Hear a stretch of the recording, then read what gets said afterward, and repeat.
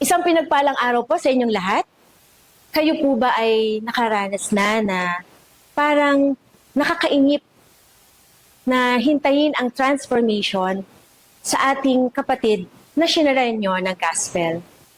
Sa kabila ng efforts and time na binigay po ninyo, ay tila baga wala po tayong nakikitang pagbabago. Ito po pala si Ate Tina Rialica, maghahatid sa inyo ng Day 3 para sa ating 100-day morning devotion and prayer na may pinamagatang Trusting God for the Results. At pagbabatayan po ng ating short devotion today ay makikita sa 1 Corinthians 3:6-7. Ganito po ang sinasabi. I planted the seed, Apollos watered it, but God has been making it grow. So neither the one who plants nor the one who waters is anything, but only God who makes things grow. At sa Mabuting Balita Biblia version naman po, ako ang nagtanim, si Apollos ang nagdilig. Subalit ang Diyos ang siyang nagpapatubo at nagpapalago.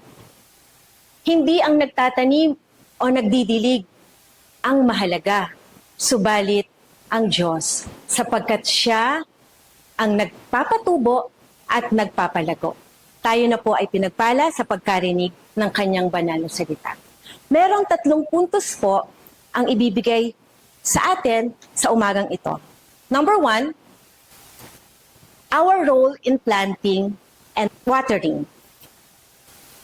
Ang bawat isa po sa atin bilang children of God ay may role to play na siyang magpapalago sa kingdom of God dito sa earth.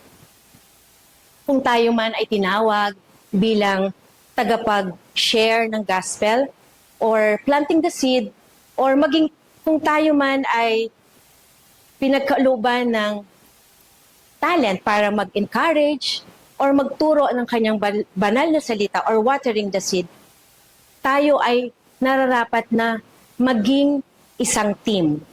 Meron tayong isang purpose, which is reaching one another, those who have not yet heard, and making them believe and accepting Jesus Christ as Lord and Savior.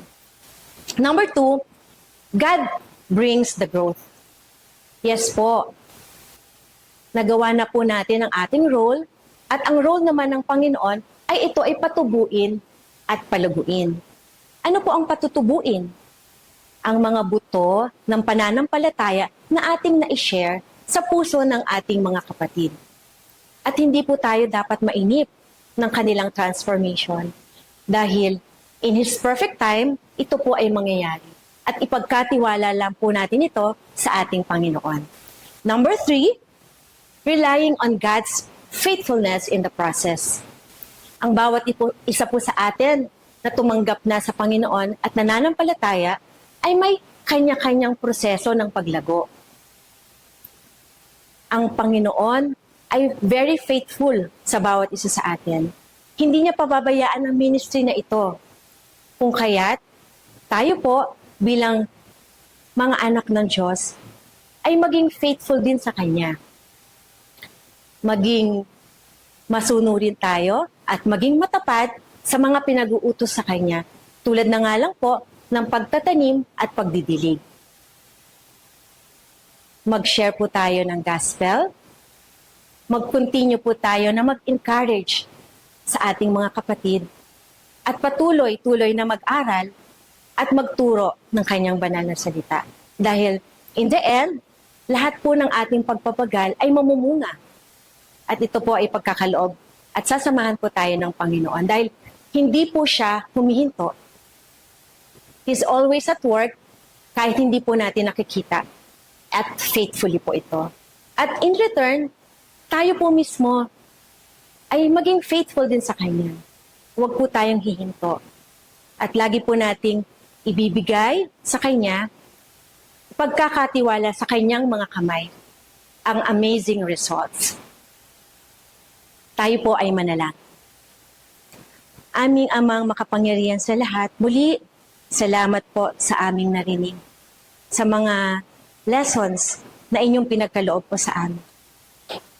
Kayo po ang magbigay sa amin ng katyagaan at ng malalim pang pananampalataya upang aming matugunan ng tapat kung paano niyo po kami tinawag dito sa mundo bilang inyong anak. Bilang mapalaganap pa ang inyong salita sa inyong ubasan. Sa pangalan ni Jesus, Amen. Maraming salamat po sa inyong pagsama sa akin ngayong araw. Muli po bukas ay magkita-kita mo ulit tayo sa Day 4 ng 100 Day Morning Devotion and Prayer.